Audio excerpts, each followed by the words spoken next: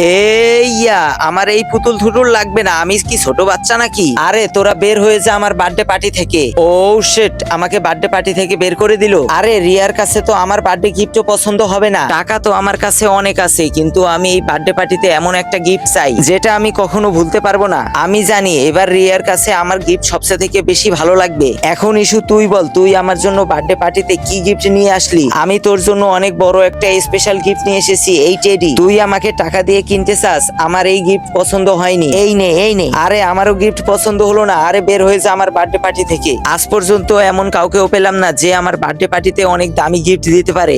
তো বন্ধুরা, তারপর কি হলো সেটি দেখার আগে তুমি বলো, তুমি কি আল্লাহর ঘরকে ভালোবাসো নাকি মন্দিরকে ভালোবাসো? যদি তুমি আল্লাহর ঘরকে ভালোবাসো তাহলে ভিডিওটি লাইক করে চ্যানেলটিকে সাবস্ক্রাইব করে যাও। আরে রিয়া, আমি তোর জন্য যে গিফট নিয়েছি সেই গিফটটা পিছনে। আরে ভাই, এর থেকে দামি গিফট আর কিছুই হতে পারে না। আমার মাই হলো আমার দামি গিফট।